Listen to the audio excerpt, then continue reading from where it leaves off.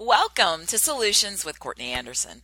I'm Courtney Anderson, and this is episode 210, episode 210 of this program.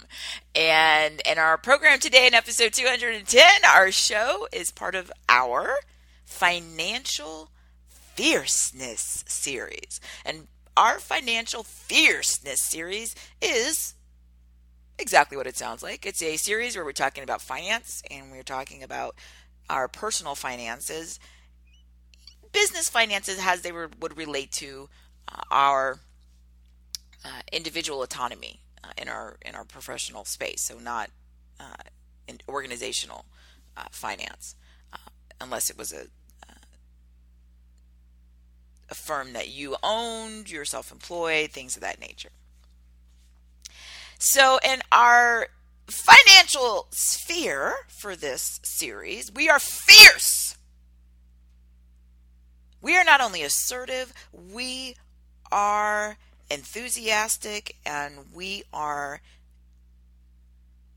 doing everything that we can conceive of to ensure that, as always, we are surpassing our goals. And of course, in this series, we are focusing on surpassing our financial goals. We talk about in this series often the concept of our financial independence, and that it's imperative that we achieve and maintain and sustain our financial independence, because so many of the things in life that cause stress, distress,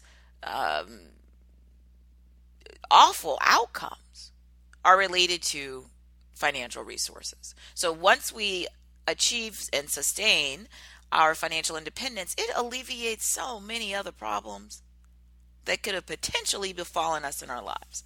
And it allows us to open up space emotionally, in our heart, in our mind, for meaningful, enjoyable relationships with other people that are built on trust and integrity. It allows us to take the time to make decisions in our careers that give us really positive individual outcomes in terms of how we feel. So we're not ever going to be in a situation where we feel, oh, I'm stuck in this job, because I have to be here, because I need the money. We don't feel in our regular lives, oh, I'm stuck in the unhealthy friendship or an unhealthy romantic relationship because I need money. We're not going to be in those types of situations. And we also have options. Financial independence, of course, is that opportunity that we're going to either reach if we haven't yet, or we're going to continue to sustain and maintain if we've already done so, where we have enough resources and enough asset generating resources and diversified resources that we are thus free to make decisions that will, again, bring us adventures in life and enjoy. And we can invest in people and organizations that we really want to invest in, and not because we ever feel like we have to because of financial stress or duress. And it just lifts a huge weight off of our shoulders. So that's what we're doing in this series. And our show today, in episode 210, our show is entitled Why You Need a Private Banker. Why you need a private banker. And this is one of the shows that, as I was looking at the show lineup and working through potential scheduling of shows, I at first thought this topic had been on the schedule before, and I thought, well, is this something that is really of service to our community members? And upon further reflection and some discussions I've had with people in individual mentoring sessions or career strategy sessions relatively recently, I've understood that yes, this is something that we need to address. And so let's dive in. As I mentioned, this has been a topic that had been on the show lineup for quite a while. And one of the reasons why is that, and here we go on a childhood anecdote from yours truly. So when I was a child, my grandmother that I just admired in many, many ways. But my father's mother, my grandmother, her name was Edythe. Her first name was Edythe, and her last name was Heslip, Edythe Heslip. And I've actually done some other shows where we've talked about concepts that she shared with us. In fact, we did an entire show around one of her sayings: "You get no more out of life than you demand." So if you haven't checked that show out, please do so at Courtney Anderson.com. So my grandmother, Edythe, who I don't think I ever called her by her first name. I'm sitting here thinking. So one of the things as a child, back to my anecdote about private banking, she had inherited some business interests. She had inherited a funeral home business. And she also had learned early in her life how important it was to invest in real estate, and make other, financial decisions that are going to give you, as we just mentioned a few minutes ago, options, right? Options for adventures in life. So for her, she went on cruises, and she did all the things she wanted to do. She loved, looking her best. She loved jewelry and being styled, from her hair to her makeup and her clothes. She loved clothes. So I'm just sharing some of the things that, some of the ways she expressed and brought her financial independence out in a way into life. And the other thing that she was really able to do that was amazing is because she had these resources, she was always able to take care of her relatives, right? Her children, her grandchildren. And that was something that she took great pride in. So one of the things I remember from being young with her is, so we'd be, she lived in a town that I never lived in this town, but I would visit in summers and whenever I would see her. So I remember, visiting her and being in the town she lived in, and she always had a big car, like a very large vehicle. For those of you who are outside of the States, you might think sort of a traditional, really big American car, which is sort of the classic American car, right? Really big. And she had just, grown up in a time where she loved big cars. So I remember as a kid being one of her big cars and riding around town with her where she was doing, her errands and whatever she needed to do. And whenever she would go to the bank, which was pretty, common, because she, like I said, she inherited a really, at one time, really busy and successful funeral home business. So one of the things that we did, we go down to the funeral home, because that was what you do when you own a business like that. And when she'd run to the bank, she would always talk about, we're going to go to the bank, and so she had her bank, and then she had her banker. And I don't remember the person's name right at this time, but whatever their name was. So she would start talking about, we're going to go to the bank, and and then she'd say, and I'm going to go to whoever the person's name is, right? So whatever, Fred Smith, right? So if it was Fred Smith, the banker, we're going to go to Fred Smith, or even more interestingly, she would sit around and talk about, but she was dealing with something financial, and she'd say, I'm going to call Fred Smith. I'm going to call my banker, right? And she had a very, very strong personality, in that she knew what she wanted, which is why that saying I said we did that, we did the show about, right? You get no more out of life than you demand. Well, part of that is you have to know what it is you want before you can demand it. She did. She had a clear sense of what she wanted. She had a really clear sense of how to articulate it, and then what her action items were that she expected you to do. And so whenever she talked about the bank, or we'd run an errand by the bank, it wasn't like, oh, we're going to go to the bank and we're wait in line randomly and then see what happens at the bank. No, it was we have something we need at the bank, or something we're going to do at the bank, and if she really needed something, she'd I'm going to go to I'm going to go to Fred Smith. I'm going to my banker, right? Because she did have the business she'd inherited that, like I said, was very successful and had been for decades. And then, she had her own, real estate and her own interest. And so she wasn't like going to go and like wait in line and see what, the teller, whoever, sort of entry level worker at the bank had to say. She had, her time was important. So she would either call ahead or make it clear, like, I'm going to go see my banker and whatever it is she needed to get done. And I even remember, as I got a little bit older, if she would go get a, like a loan, like a commercial loan for her business, or a loan for real estate or whatever, she'd go to her banker. And the way that she would refer to, I'm going, whatever, I used Fred Smith as a placeholder for the name, but I'm going to call Fred Smith because I got to get this done, or I need to buy this, this, or we need to get this accomplished, or I'm going to go to my banker. And so it was one of those things that just sort of habitually she did, and that I realized how integral this was to her life. Because obviously when you're in a business, you're constantly having to make financial decisions, right? 'Cause you have to pay people, and you have all the issues with your accounts receivable and those funds. And then and it was on a very reasonable size of commercial property. They owned the land too that the funeral home was on, so there were a lot of decisions she had to make, right? And I loved how, obviously by the time I was hanging around as a kid, all this was set up.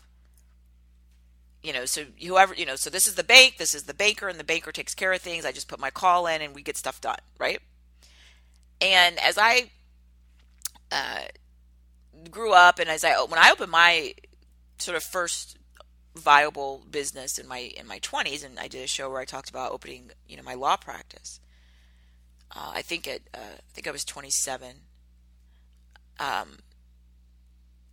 I remembered, like, that's what you do, right? You have a banker, and your banker takes care of stuff.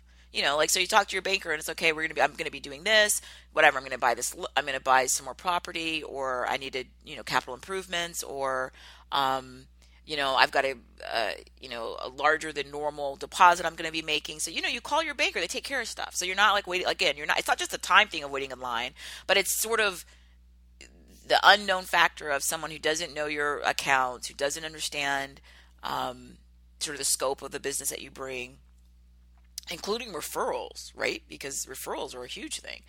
And it's that private attention where, look, let's think about the purpose of a financial institution, right? Like you give them your money, you deposit funds with them that you don't have to do. And then in most parts of the world, you have all these laws that sort of help give us some, it's not a guarantee at all, but some reasonable assurance that if I take money that I've earned, or that I inherited or whatever, and I deposit it with this random business, it's a financial institution, a bank, or, a savings and loan or a credit union, that I'm going to get my money back. And then in exchange for that, often they'll have products where I'll earn interest. Right. So the difference between putting it in the bank and just leaving it, under my pillow, cash, is that I'm going to earn interest if I put it with this institution. The other thing is that by having relationships with these financial institutions, you will be able to use more of their services. So if you ever did want to borrow money, right? Again, you're going to expand your business. You're going to buy more property. These are relationships. And I loved how, again, that as a little kid, just sort of hanging around, regular day to day with my grandmother and my great aunt too, her sister, who was also her best friend, and made a lot of these business decisions too, and also had an interest in the business. It's just fantastic. And so when I opened my, like I said, my first sort of viable ongoing firm, and I felt like, all right, I'm getting, really serious in life, in my 20s, I went downtown because I remembered what my grandmother would do in her town. It was like her bank was like the headquarters, right? And so that's where her banker was, whoever, I used Fred Smith. And so that's where she would go, and she had to meet with Fred Smith or do something. But often she would just call, like she would just say, like, I got to call my banker and get whatever this is done. So the interesting thing was when I, started on my little path in life, I went downtown, and in the States, often what you'll have is like a sort of the main location of a bank, and then over time they'll build tiny little sort of satellite locations out, in the suburbs or different parts of the area. So I went to the downtown branch, which is where most of the corporate offices are usually located, and I walked in and I said something along the lines of, I want to talk to someone about getting, a private banker, because I knew that's what it was called, and I knew the relationship was that this was somebody who was sort of part of your day-to-day life. This was someone that you would again reach out when you need to do things, but it was also someone you could bounce ideas off of. So if you were thinking, well, I could get an SBA loan, a Small Business Administration, a governmental backed loan, program federally in the US, or maybe I should just take some of the money I have already on hand. It's something to bounce ideas off of. And as I said, my grandmother and my great aunt had inherited from their uncle this business. And they also had their own careers. So they were both teachers. And so there was a lot of, going on, so they had a lot of, balls in the air.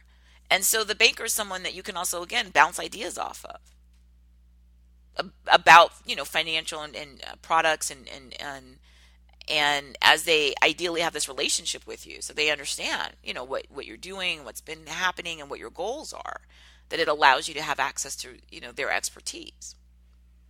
So I went downtown to the bank, and I do remember, again, vaguely from memory, when I, somewhere in my 20s, and I go down and I want to get my private banker, and I did.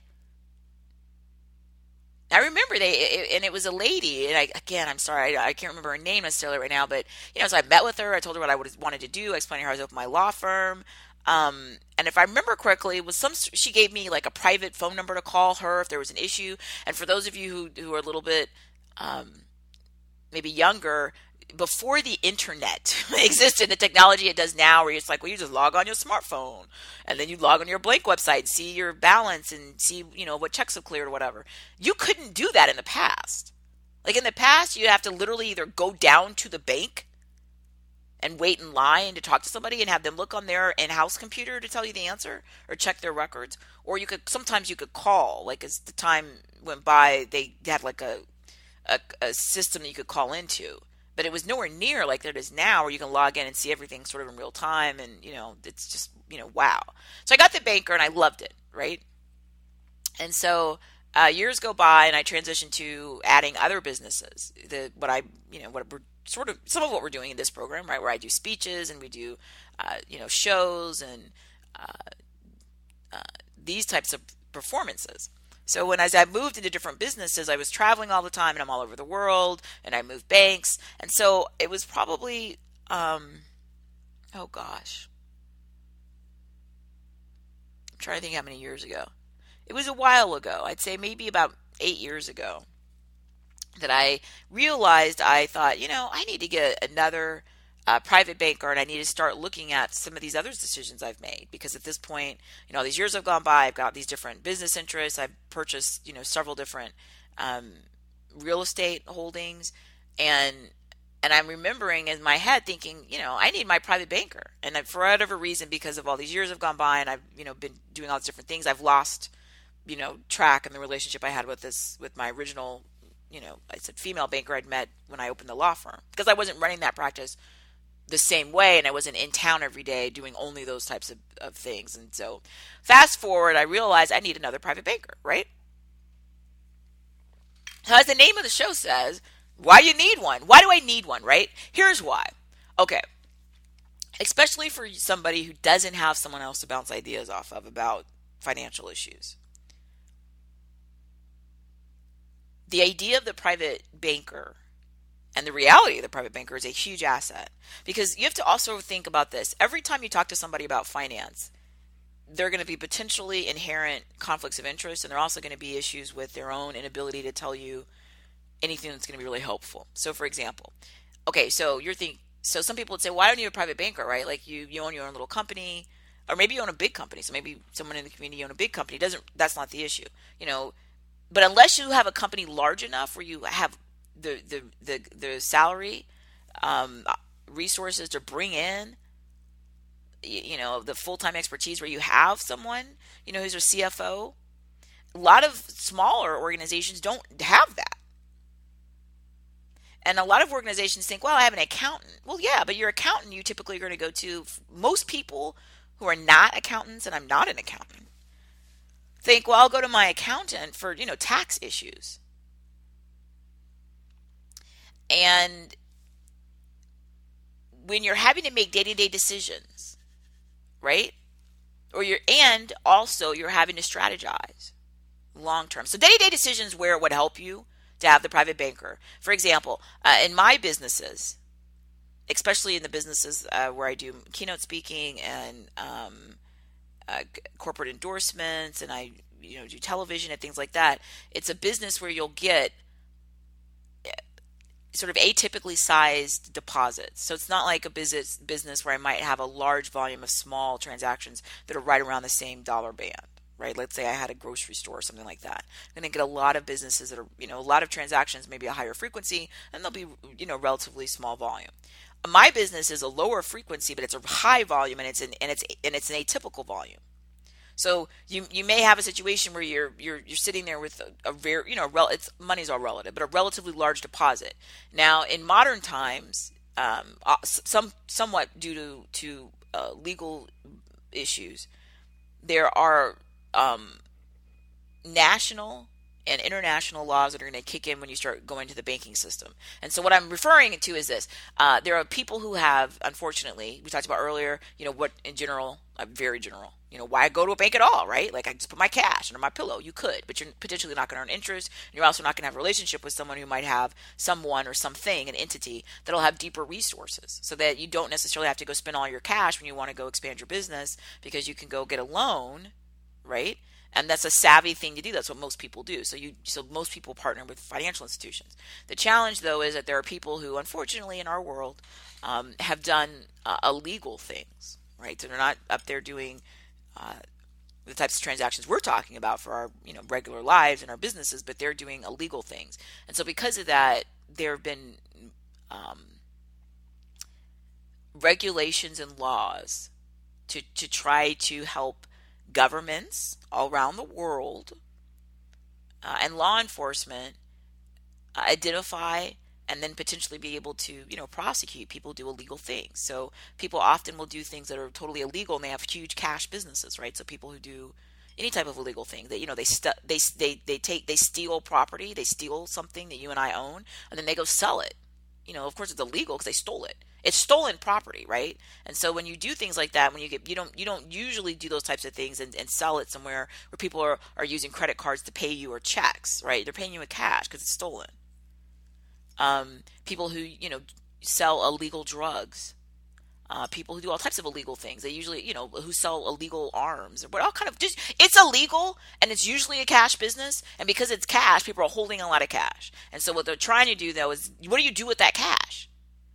And when you have really large amounts of money, when you're, engaged in crime, what do you do with it? Right? We just talked about, well, you usually want to put it somewhere you get interest on it, and you can put it into the system and use it. Right?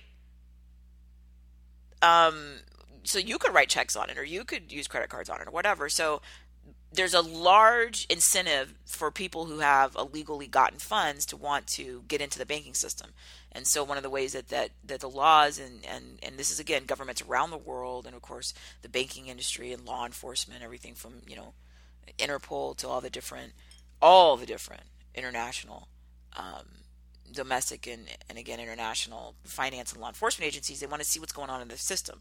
Now, again, I mentioned a technology that's allowed us now to just log into banking websites with our secured information, and wow, I get to see everything, where I used to have to drive to the bank or wait. You used to have to also wait until literally your handwritten checks would come back to you in the mail like a month later. I mean, so things have changed. And so because of all the technology, it also allows law enforcement and the banking industry and governments to be able to monitor in those systems where they see anomalies, right? So if somebody goes to the bank and they're like, oh, I have, $8.1 million in cash to deposit. That's an anomaly. So there are laws, for example, there are laws that will flag, this isn't a good thing or a bad thing, but as always, I'm oversimplifying things. But if you go to a bank and you deposit $10,000 or more, that gets the attention of these various systems and entities, right? And in many parts of the world, there'll be forms you have to fill out and things of this nature, because again, everybody's looking to make sure that they can try to find when people are doing bad, illegal things. I say bad from a law perspective, and I would also argue, and an ethical perspective, right? Someone stole my stuff, and they went and then they sold it for cash, and they took that stolen, money they got from stealing my stuff and selling it, all of this crime, and then now they want to do something with it, like put it in my bank. Yeah, I'd like the bank to know. I'd like law enforcement to know. So that also catches those of us, though, regular you and I, right, who may have atypical, like I was saying earlier, either amounts and or frequency. of deposits. So I'm on that side. So I'm explaining why private bankers help. So what tends to happen when, especially when you have when you're either self-employed or small businesses, and this happens a lot for people who are commissioned. So you're a real estate professional. You're anything where you can get commissions, and the commissions can sometimes be really large. Again, relatively speaking. So when you go to the bank, this has happened to me. I do not know how many times.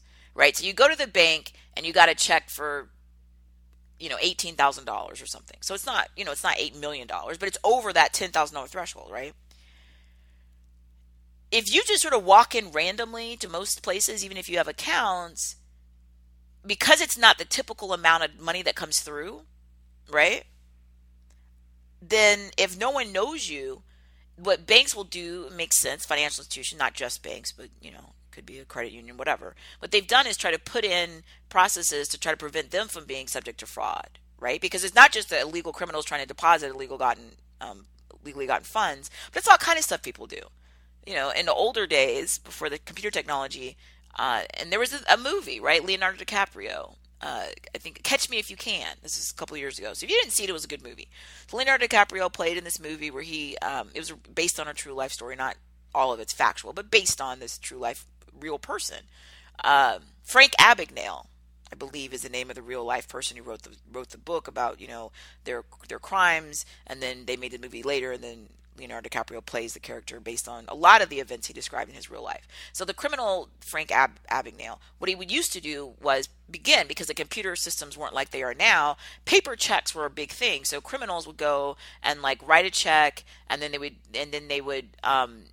deposit it, and then run around and pull money out, based on that deposit, and then it would turn out that the check was fraud. It was a crime, that the check was not good, right? So check kiting is what that used to be called, and so it was a really serious issue, right? Because the problem is that people are stealing from the bank. I just said earlier, someone could steal our stuff. You and I, they could come in and steal our things, right? And then sell it. But they could just go to the bank and commit a financial fraud like that, right? With, bad checks or kiting checks or all kind of stuff people do. So the banks often create banking institutions or financial institutions will create practices to try to catch that stuff before they get, taken advantage of. So they'll put holds on checks that they feel are atypical. What that means is I have a check. It's a real check from my real client or customer, from my real business, and I'm going to go deposit it in my bank, right? And I can't do anything until those funds are available, right? So if I deposit it in my bank, whether it's a check or even an electronic deposit, the bank will sometimes flag that and put a hold on it and say, look, we're going to wait a certain amount of time to make sure that this is not someone who's a criminal trying to do something bad, right? And then after that certain amount of time where we're reasonably sure, never a guarantee, but reasonably sure that this is someone who's not a criminal, not doing anything untoward, then we'll go ahead and release the availability of the funds. Okay. So that's normal, and it sounds like a reasonable thing to do, and I think we could agree on that. The challenge, though, is if you're in business and you need to get stuff done, and someone tells you they're going to put a 2-week hold, 7 business days or 10 business days or whatever on something, and those were funds that you were using maybe for some other business event, that you wanted to use that to pay a vendor or do something related to this, the deposit itself or whatever. It's just really, it's tough. It's tough to get stuff done when you're sort of waiting on this, right? It's really frustrating. And I won't even go into the details because thinking about this is making me mad. But years ago, when I wasn't using my private banker system that I'm talking about here in this program and strongly recommending, because my excuse is, or rationalization, the lie I tell myself. This is when I was really busy traveling. I mean, I'm doing 250, 280 days a year, and I'm everywhere, right? I'm in Bilbao, Spain, and I'm in Cape Town, South Africa. I'm really out and about, and these are huge distances, so I'm really busy. I'm not really sitting in one place to go to the bank that much. So I went to make a deposit, and in fact, I remember it was when I was getting ready to go to Australia for work. Literally the next day, I was leaving on a plane to go to Australia from the States for work.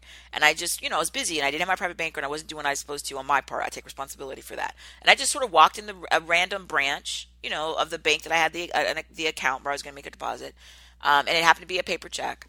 and waited in line, and then, went to the teller, had it all endorsed and turned it in and gave my account stuff, and expected them to just say, okay, great, like we deposited it or whatever. And since I was leaving then, like literally the next day to go to Australia, I knew there's a potential for a hold, but I wasn't even really concerned about that because I was going to be leaving, and by the time whatever hold they put on was off, and there was nothing that I needed those funds for, before then, whatever. Like I wasn't even concerned about that. But the weird thing was, and I was, so, and because it was a day when I'm, getting ready to travel the next day for this, long distance for work. I'm, very dressed casually, and in the American parlance, I mean, I'm really casual, like sweatpants, uh, just beyond casual, because that's how I normally walk around when I'm not, working, and for work, I wear suits and, fancier stuff, but just regular life, very American casual. So, but here's the deal. That really shouldn't matter, but I think it was part of what happened next. So I give my little check, and again, I think it was somewhere around like 14 or 15 or 17 or 18,000. It was less than 20,000. It was somewhere near 15. So it was somewhere between 14 and 18,000, whatever. I remember that part. But it wasn't anything crazy. Like I said, it wasn't like I went in there with like a check for like, $700,000 or something, which in my mind, maybe then we could talk a little bit or something, whatever. And I shouldn't have a problem with the $700,000 check either. Since I've been a customer of the bank. Let me be really clear. The bank I went to a little, like, branches are little tiny small locations. So it's not like a big branch downtown. It's not like the home office of a bank where they've got, like it's a 20-story building and all the people at the bank work there and all the big executives. Branches are little small locations where you can go and there's a teller or a few and maybe a few other people who aren't tellers, and you just make deposits. It's not, like a central bank. But my point is that really doesn't matter. And the account that I had with that banking institution, I'd had an account with them at that point, I don't know, 15 years. So honestly, long story short, I go make my deposit. I'm thinking I'm making my deposit. The teller basically, I don't remember exactly what they said, but they didn't even, they basically called a manager, which is fine, I guess. The manager came over, was a woman, I'll never forget, and started, asking me, where I got the check, and they were basically refusing to deposit it. So it's one thing to deposit it and say you're going to wait, however many days to make sure that I'm not a criminal. That alone is offensive to me because, like I said, I've been there 15 years, and are they serious? But on top of that, they didn't even do that. They called this other woman who was, again, some sort of manager. I do remember that because I did write a letter. I was so unhappy with what happened. And filed a complaint against the bank, for whatever that was worth. But so I'm trying to get out of the country, right, to leave the next day to go on this long trip, and I need to deposit this like in person. I'm not gonna carry this check all the way to Australia from the States and back. That's insane. It could be stolen. I could lose it. Like whatever. And at the way I'm running my business at that time, I didn't have like somebody that's like a full-time employee in town that I trust. I have people that work with me and assistants, but I make deposits for a reason, because a lot of small businesses, it's another thing I learned from listening to my relatives growing up, really small businesses, big businesses too, but all businesses are at risk for financial fraud. So you got to really watch who makes deposits, right? So my point is that, like, this had to be deposited then. I didn't care if they wanted to play, games in my mind about the holds. And the reason I say play games is because all of my information, I've been a customer literally over 15 years, right? And I feel like at some point that should count for something. But this manager, in front of all the people, right, in the bank that were also waiting in line, starts asking all these questions, implying that I'm potentially some sort of I'm so upset I can't even speak. A criminal. I was mad. I was really mad.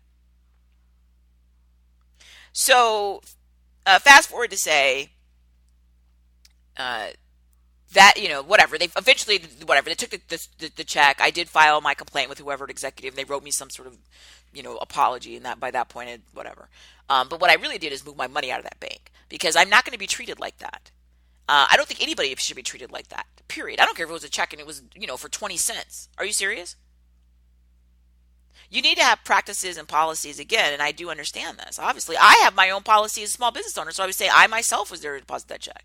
to try to do what, we do um, what we need to, and we continue to monitor practices to ensure that we're not victims of fraud or criminal activity. We all are doing that. But, they have my ID. I'm standing right there in front of them.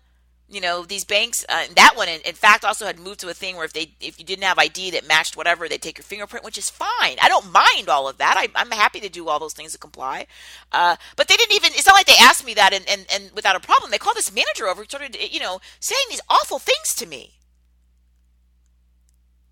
When all they have my ID, they have everything, and I'm standing right in front of them.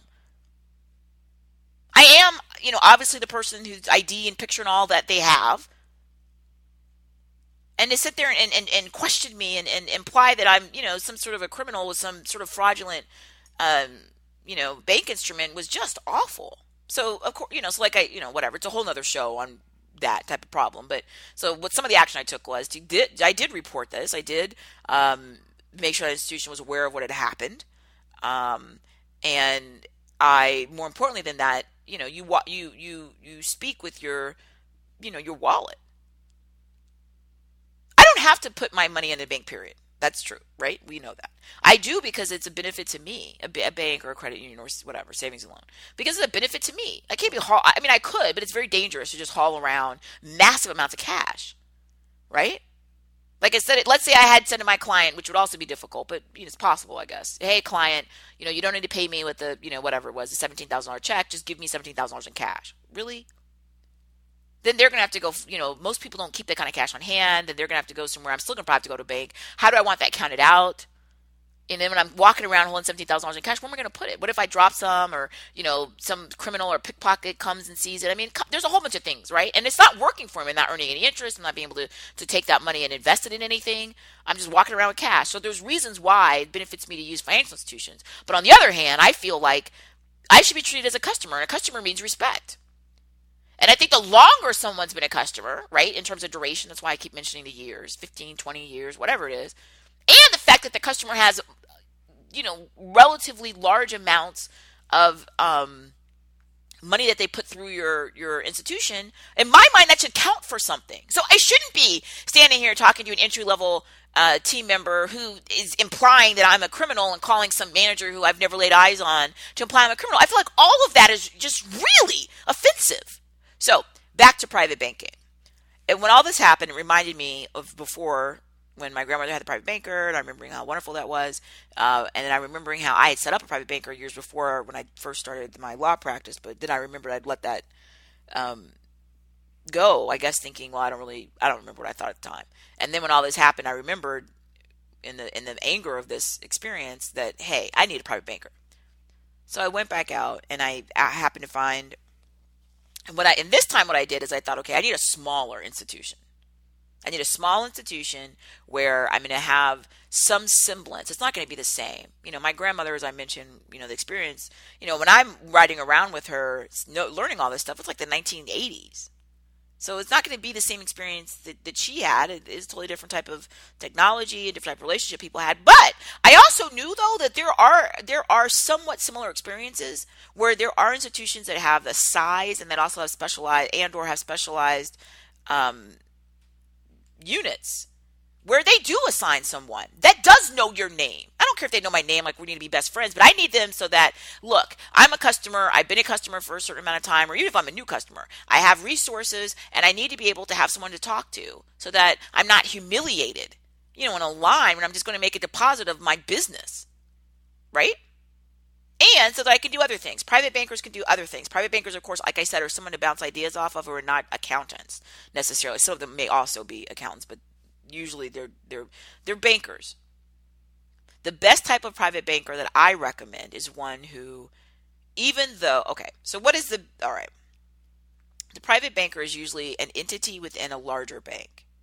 So where they assign individuals to a certain amount of accounts, and they do the type of relationship banking I've been talking about. It's someone I can literally sit and talk to, either in person or on the phone, about what my interests are. So I know after all this horrible thing happened where I was getting ready to go to Australia with that horribleness of that other institution that I left, when I went and found my new private banker, I went and I sat down with him and I talked to him. I talked to him because it was right before I was getting ready well, it wasn't right before, but I was thinking about either buying another primary home, or I actually thought for a while about buying like a luxury, penthouse condominium type situation. And I was bouncing ideas.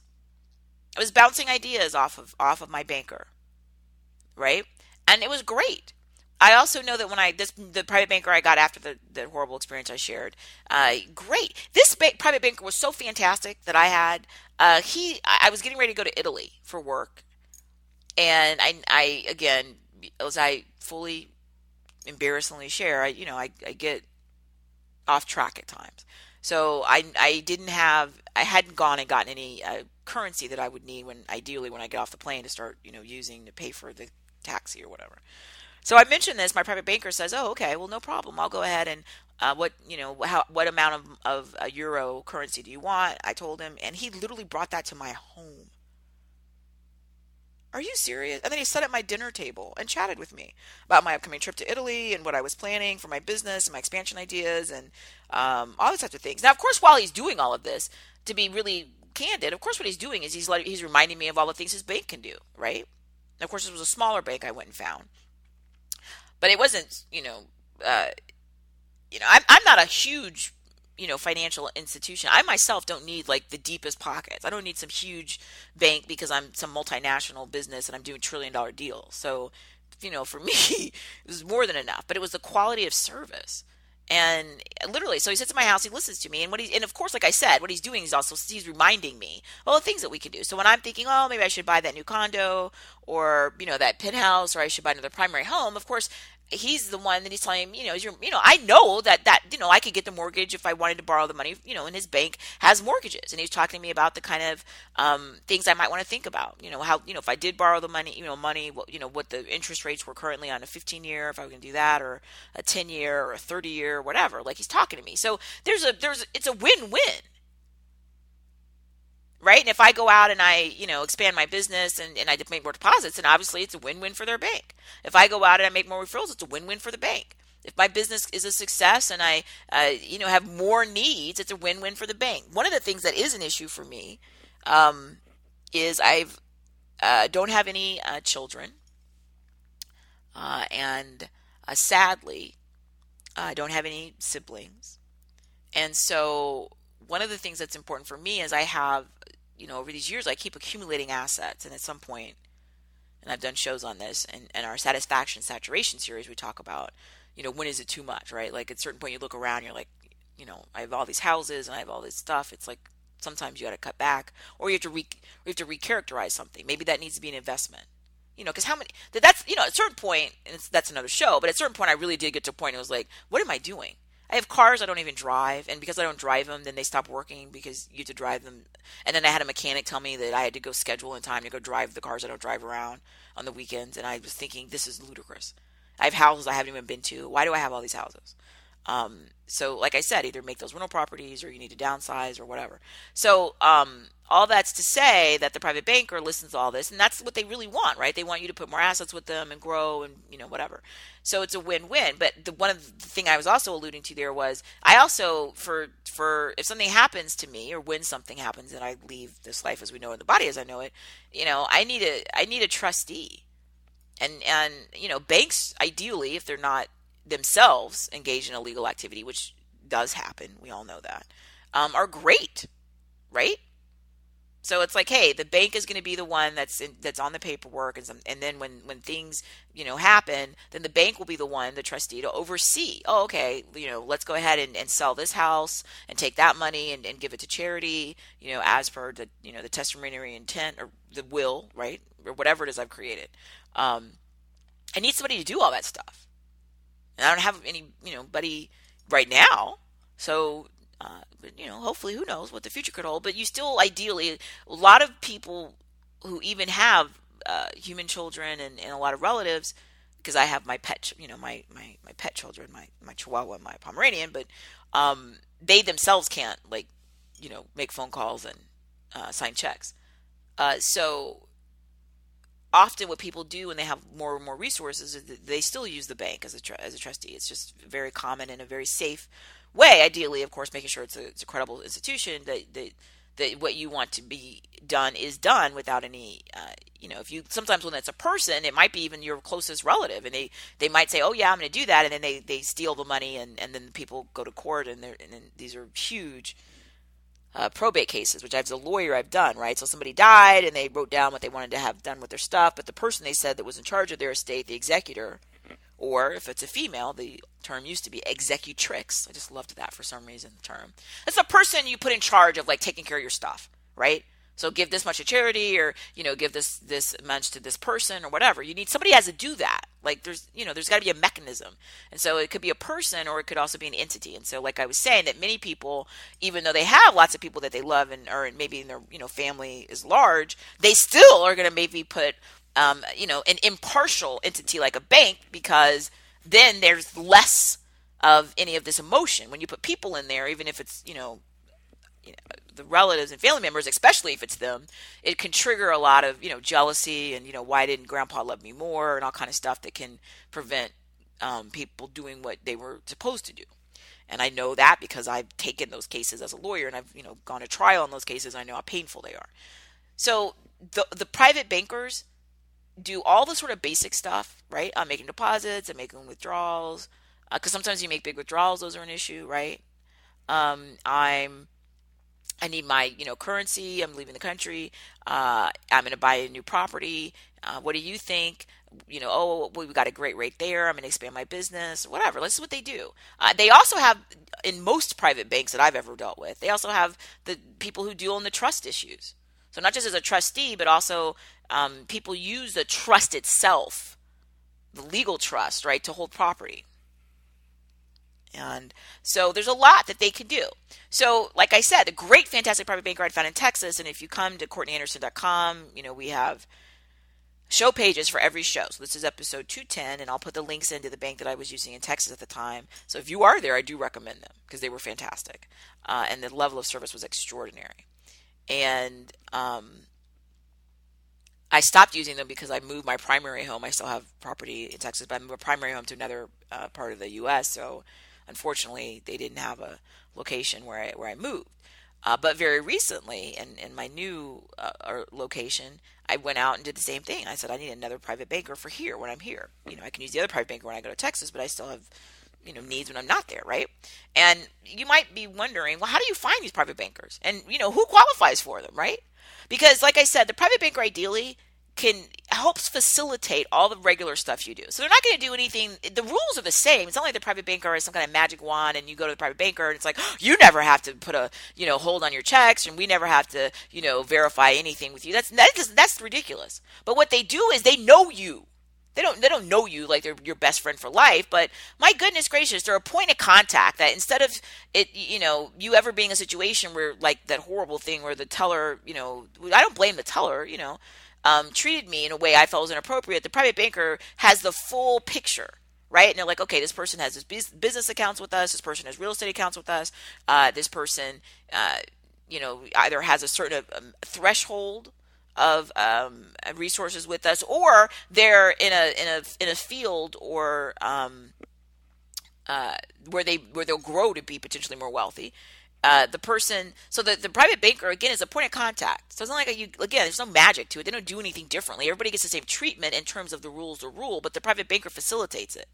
So like I said, I was going to get the euro currency whether my private banker brought it to my house or not. That was extraordinary, right? But that extra step made it easier for me. So I didn't have to go through the hassle of like, oh, I got to do it at the airport, which is always a hassle, or more often in the States, depending on what type of currency you need, it's more of a hassle to get your hands on currency. You got to, you order it so many days in advance and you got to go wait in line. And some of these places have really limited amount of time. And, when you're traveling and you're busy, it's not like you have that. So that was just an extra way to facilitate it. When I make a deposit and I know it's potentially, a little bit larger than the average, right? The average less than the 10,000. Then I'll maybe call my private banker and say, hey, private banker, I'm going to be making a deposit. And then they don't do anything, again, magic, but they're okay, great. I'll go ahead and make a notation, or, hey, no problem. You can swing by and drop it off to me. Again, you always want to make sure, again, that you've done everything you can to vet and make sure you're in banking institution, financial institution, and the bankers, themselves, not anyone that's white collar criminal. You can make the deposit here, or, let me know when you'll be dropping it off, and I'll put a notation in. And that way, it's not that anything different happens in terms of the rules. I mean, the rules are the rules. So if it's over the trigger, then they're going to, report it as they're supposed to. If there's some form I have to fill out, whatever, I don't care, fine. But I'm not going to ever be in a situation where I'm, accused of being a criminal when I'm just trying to get my business done.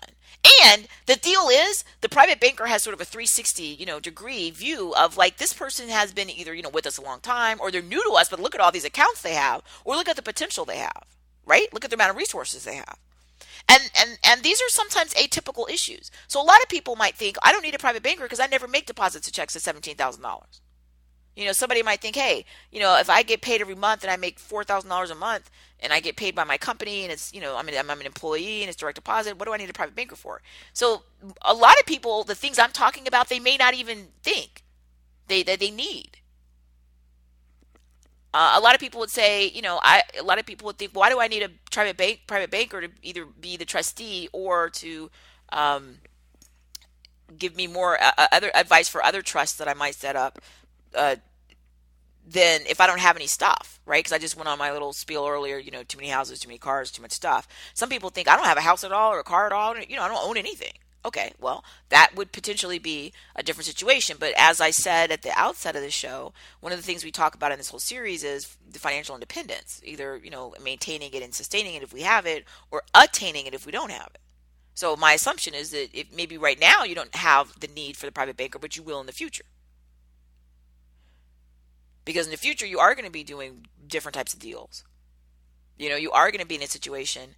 I bought a piece of real estate, and it's appreciated in value, several hundreds of thousands of dollars in a relatively short amount of time. So then I was thinking, should I pay it off? Because I had taken a loan on it when I purchased it. So I have a remaining balance, or I thought, should I maybe take some of the equity that exists right now and leverage that to do another business deal, right? These are all the types of things private banker you talk to. And again, they don't do anything magical, but they're the ones that understand the total picture of what you're doing, and then they work internally within that bank, right? So again, like, nothing magic happens. Your private banker is not going to be able to, take your situation and make it different. So if you go to a private banker and you don't have your resources are a disaster, your credit's a disaster, your private banker's not going to be able to do anything for you necessarily. But wait, maybe they could listen and help tell you, hey, when things turn around, I'm here. But when you do have your house in order, right, your credit's strong or exceptional or awesome or whatever, you have resources, and the private banker is listening, and then what they're going to do is work internally. So they'll be the point of contact. So the when you have the private banker, often an example, right? So I'm thinking, oh, what do I want to do with this house, or this other rental property? The private banker would say, okay, give me all your paperwork or whatever, and then I'll be the one that takes it to the processor or the underwriter, and and facilitate that and check on it for you and get back to you. So that I get that kind of level of service, and it's awesome. So again, as I mentioned, people might wonder, well, where do you get this stuff? Where do you have a private banker? Here's what I've been doing. One of the things I mentioned in many shows is that I don't really know. The whole thing in life for that saying, right, is who you know, not what you know. I don't buy into that, mostly because I don't know anybody, right? I'm not like from anywhere. I'm not from a town or a hometown. I've never lived anywhere that long. As a kid growing up, I moved all over the world. As an adult, I've been, I was based for a while in one area, but I traveled incessantly. So that might have been my address, but I might have been there in that place, 2 months a year or something. So I'm out and about. So I'm not from anywhere and I don't know anybody. So I can't rely on relationships because I don't have any. And whatever banker my grandmother had, in the 1980s, I don't think they're alive, and she's no longer, unfortunately, she's no longer alive. So it's not like I could have her call that person and do something, right? So, well, here's how I've been getting private bankers. The most recent one that I have located. I literally go on the internet. I used to go in the phone book. So when I went and got the private banker when I opened my law firm is before the internet existed like it does now. So I just went in the phone book. Same idea as going on a search engine. And I put in private banker. So now I would go on a search engine, right? So whatever your search engine is, I don't care. And then I put in the search engine, private banker. Ideally put in private banker, and then I put in my zip code where I'm looking for, the one near whatever place that I'm, a house I own or whatever. Or you can put in your town and state or wherever you are in the world, your city. I don't care, but you need to put private banker in whatever geographic place, right? So you put private banker wherever, so private banker, whatever, Hong Kong. That's going to give you a whole bunch of them in Hong Kong. Awesome city. I love working there, but you're going to see a ton of them. But whatever. Ideally maybe an address, right? So you narrow it down. And when you put that in, you're going to see a couple of, there's basically two types of things that I see. Now, this is me as a layperson, right? I'm not a banker. I've never been a banker. I've just been a customer. But basically, I see two types of things. I see one type of thing where you put in private banker and it brings you to websites where they talk about, oh, we have a private banking service and you'll get this sort of one-on-one attention and, blah, blah, blah, the good stuff I talked about, right? But to be eligible for our private banking, you have to meet a certain dollar amount of either funds invested with our institution, and some of them are, a couple $100,000 US, some of them are a couple $1 million US, like whatever, or the equivalent in whatever currency. So some of them will say, hey, you want all that access to the private banker, talking on the phone about your business and chit-chatting about what you need, your foreign currency you need, and, letting them know that you want to make maybe another investment, or you're going to get maybe a loan on some asset you have, then you have to have a certain amount of money to be able to even access us. So that's one option. I actually don't go with those types of entities. I haven't yet. Because what I usually look for is the private banking service, and often they'll have lists of professional groups that they're targeting. And literally it'll be stuff like, small business owner, attorney or lawyers, but usually one of them on there, medical, professional, doctor, dentist. And so they'll have that and instead, so they won't have any kind of dollar amount, but it'll be targeted towards small business owner, sometimes they'll have really specific ones, like, are you construction, small business owner, whatever. And the reason why they target those entities is because that's the kind of entity, that's the person, right? Or the group of small group. Those are the ones that have the type of challenges, I don't like to use the word problem, that I was talking about, right? Where you have, with the bank views, as atypical amounts of money at atypical times. I'm not an employee getting like my direct deposit every 2 weeks and it's always the same, right? But I'm a small business owner. And it doesn't matter if I'm a small business owner and I have a pet sitting business, or I'm a lawyer, or I'm a hairstylist or whatever. That's irrelevant to what the issue is. Or a real estate professional, they're self-employed in the States, or they're self-employed and they're paid sales commissions. So those types of things, you have irregular amounts of money that at regular times, but you also have irregular dollar amounts. And those are types of people who, private banking, because of all the stuff I'm talking about, the challenges of either giving the bank money, which it sounds stupid, but it is a real issue. Trying to give the bank your money, right? Because, banks want to make sure that you're not, again, trying to do something criminal. But on the other hand, when you've been, have a relationship, you feel like you shouldn't have to be treated like this, right? And so that's why private bankers target those types of populations. And reach out to them. Often, I'll go to like a bar association meeting. Sometimes MBA, my MBA degree, so they'll have MBA groups and they'll have like a business, meeting, and then these people will come target those types of professionals because they know this is what they're looking for, right? Or people who have those types of needs with their regular income and or they're an executive. So maybe their income is steady, but they'll get a big bonus check, right? Maybe your bonus check was, $200,000. That's way over the $10,000. And, you don't want to have a happy thing like your bonus because you're a big, you're an executive, or your partnership paid out, the partnership amount, and make that sad because you're getting into an argument with somebody at the bank about making the deposit. Like that makes everyone unhappy, right? And so that's why they target those types of populations. And that's who you, my community members, many of you are, that's why we're in this community together, or you're planned to be in that group, right? And so I'm arguing either since you're in the group or plan to be in the group, you need the private banker. Like I said, I go literally put in the search engine the word private bank or private banker, and then I put the location, the geographic location I'm looking for. And then when I go now on the websites, you'll see some of them will just tell you, you have to invest, whatever, $500,000 with us, or you have to have, $5 million on deposit with us, or whatever. And then, like I said, I usually don't go to those because remember, the private banker is all the banking stuff. So I keep talking about really basic stuff, right? Like I'm depositing and I'm withdrawing and I'm taking loans and I'm borrowing against assets and, lines of credit and all that kind of stuff. But they also almost always, not always, but almost always will have some relationship to the investment arm, which is where many of the private banking institutions and groups are really focused on, like working with your investments, what stock you're buying, right? What bonds you're buying. And one of the reasons why I said I haven't yet gone with the private banks where it's like, oh, you meet our whatever dollar amount, and is because in the past I have had opportunities where people from these types of groups have taken me out to lunch or whatever. I'm thinking of a couple of them right now, and they, had a fantastic, the private service stuff I like. Not that they don't have to come to my house with a euro. That wasn't exceptional, but he's a really great, knowledgeable financial guy. But they're listening to me because I need to bounce ideas off, and I usually don't really have anybody to ask, right? So the banker's ideal.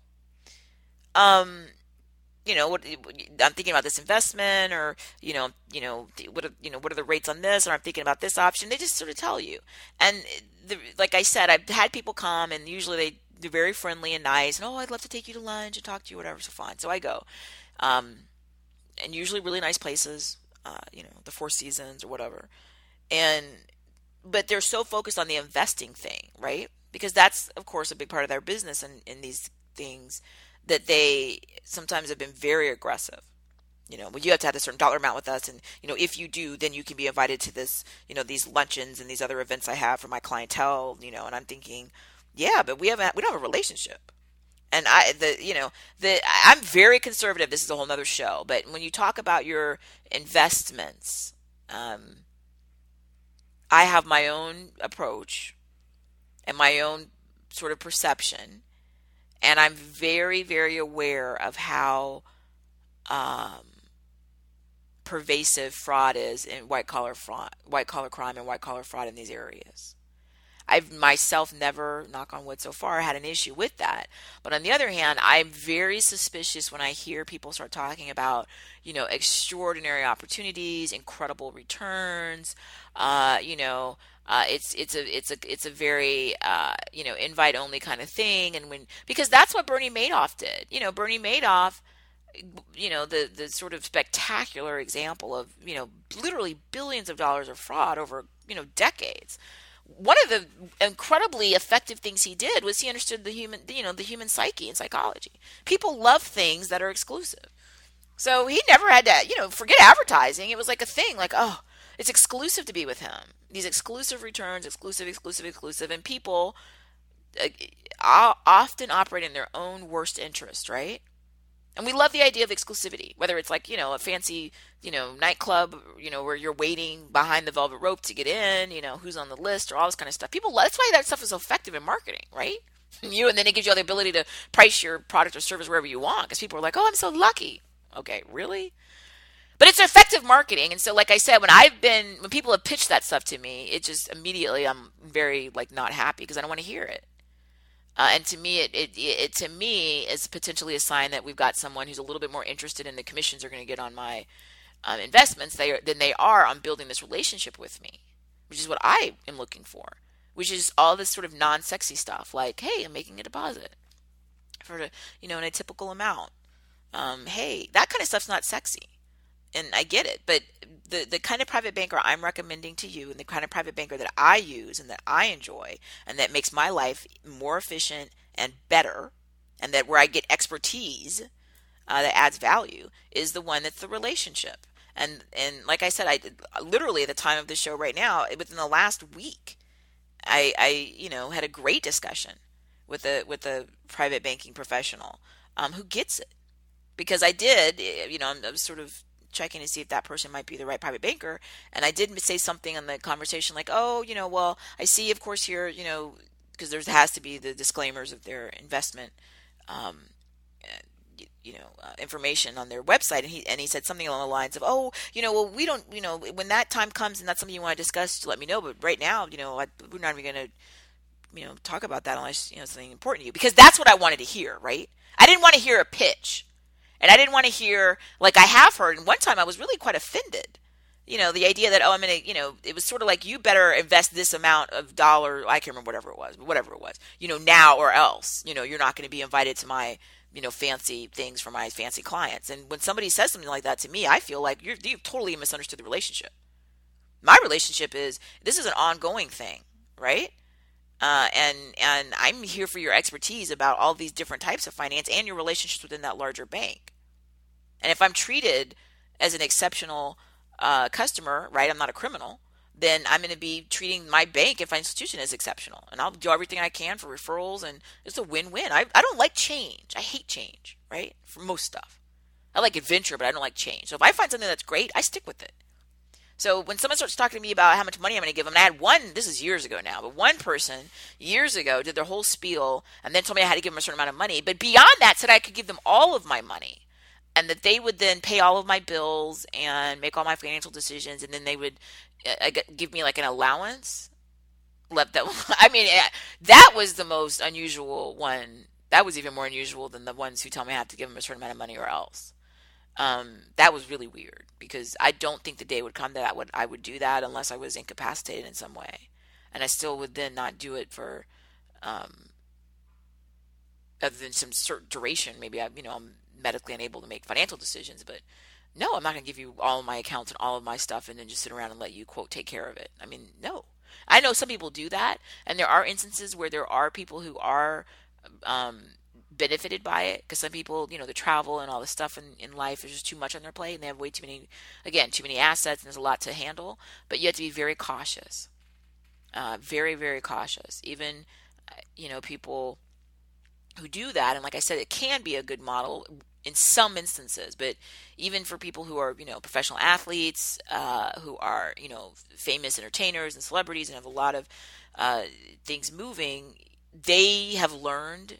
We could sit here and do gosh knows how many shows on those type of arrangements where there's fraud, right? And again, that's the minority. It's not at all what should happen, but it does happen, and unfortunately, people who want to do those types of things that are illegal and horrible are drawn to those types of people, right? And the whole argument of, I'll make it easy for you. Well, yeah, because you could, maybe. But you always need oversight. So even if you find something like that where it does work for you, you need oversight. What do I mean by oversight? Like, not that they send you some report once a month or whatever saying that's what they did, but like you can log into the website and see your money, right, and see what's been paid yourself, and you can confirm all of it. Because the fraud that happens is just incredibly creative, and people sometimes are led on for years and decades thinking, wow, everything's going well. And that whole time they've been robbed, blind, and they're broke, and they had no clue. By the time they find out, it's heartbreaking. But they were getting fraudulent statements and all this kind of stuff showing what, supposedly good stuff was happening, and it wasn't. So all I'm saying, we have to be aware. So when you look at private banking, what I do, literally, because I don't know anybody, is go out on search engines and put the private bank term, private banker, and the geographic area, and then I start going through those institutions to see, are they, is it a bank? What type of, federal protection is there for funds I would deposit? Because what type of history does that institution have? Is it an institution I'm familiar with? Is it an institution that may be some sort of fly-by-night institution itself? You got to check all this stuff out.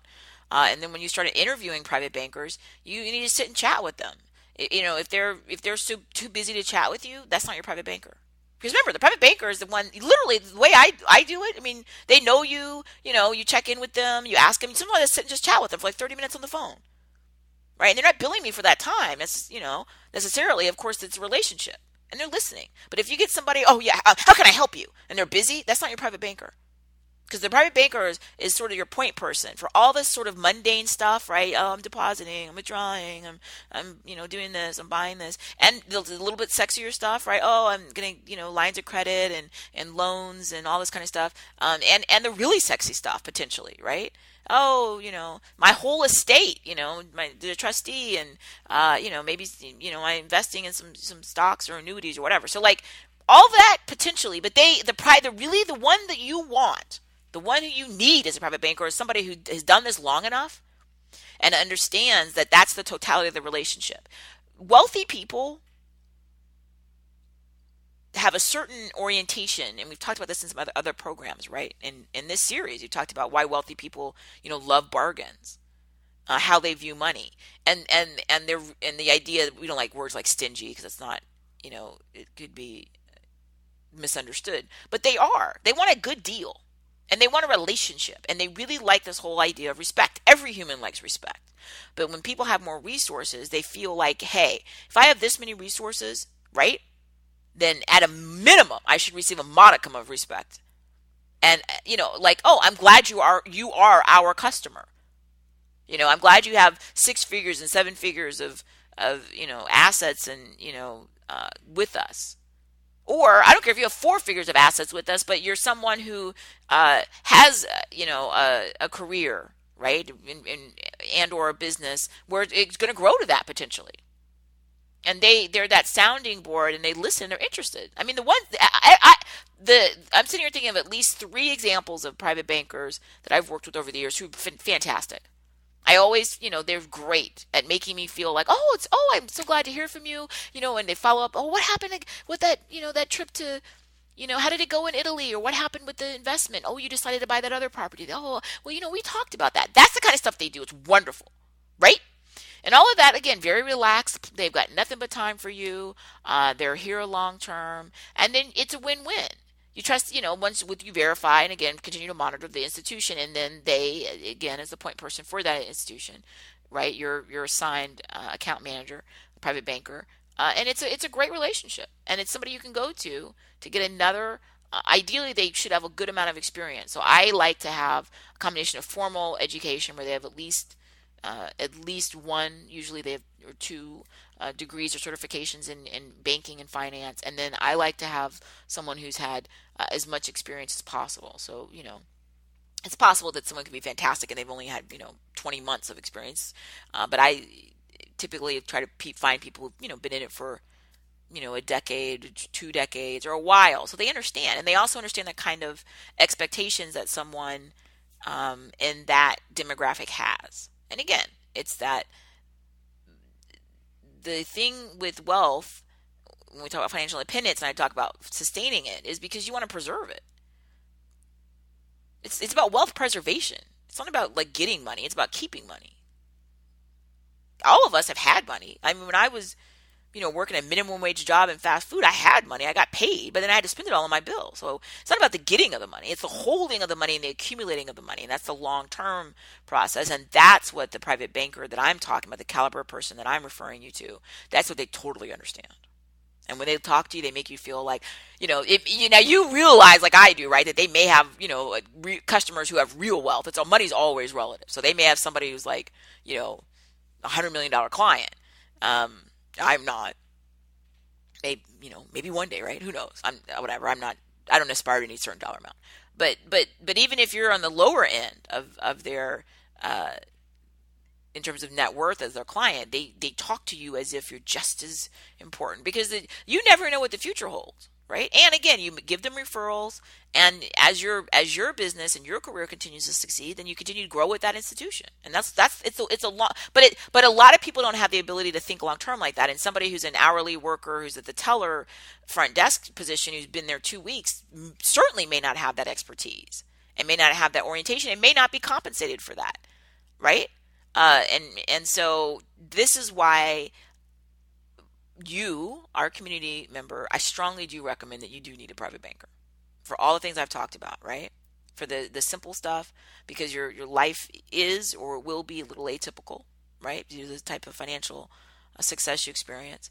And then as you go forward to the bigger deals where, big 6-figure and 7-figure deals, you need someone to bounce ideas off of, in addition to any other financial and or accounting or advice you get, tax advice, and to be that point person. So you're thinking, I got a question.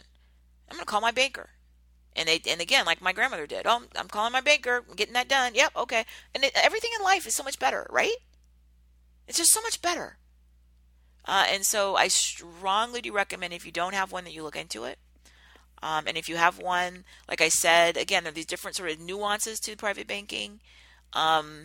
Because I don't ever want to be in a relationship. You see, I keep using the word relationship where I feel like, oh, okay, maybe I went to one of these private banks and I was like, okay, you have to deposit, $3 million, and so I went and I was like, okay, great, and I deposited $3 million, and then maybe something happened, maybe my business hit a rough patch, and maybe I had health problems, and all of a sudden I don't have the $3 million on deposit. Do they kick me out? Am I done? Was it only about that? Right? And that's not I don't want to have that feeling.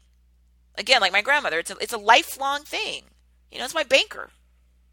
It should be. At least that's historically how at least it was handled in certain parts of the world, and that's how I feel I want it handled. I want the same thing with my dentist. I want the same thing with my doctor, right? This is a relationship. When I go to my doctor, oh, okay, now Courtney, last time you were here, we talked about this. That's what I want. It's a relationship. I'm not just like, oh, customer, whoever, I don't know you, I don't care about you. Not that they're, not that they're my new best friend, but these are relationships. Again, I'm doing my part too. I want to be a great client. But again, I don't like these things where it's sort of predicated on, you're in, you're out, based on we decide. No, it isn't. I'm the customer. I'm the client. So if you don't want my money, then that's fine. But there's no institution that does and will treat me with respect.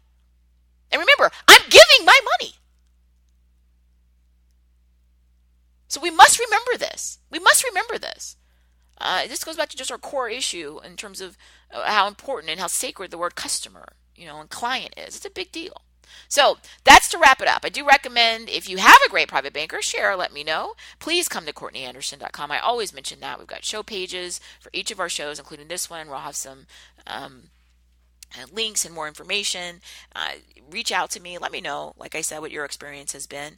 We have a wealth of material. We have over 600 pages on our website at this point, and every day we're adding new content. If there's a program that you would like, or a speaking event, or any type of other potential business relationship based on this topic or anything else, let me know. Again, when you download our programs on iTunes or Stitcher or Spreaker or anywhere you're downloading them around the world, please leave a rating or a review. And when you are on the website and you see an ad or an affiliate link to something, a good or service you'd like to purchase, please do so that they will know that you came through our site and that we get the credit for that. And I'm on Twitter, so I'm at Zealous Business. But as always, I am so grateful that you took time to be part of the program today, and I look forward to continuing to work together and collaborate and be resources in future success together. Thank you.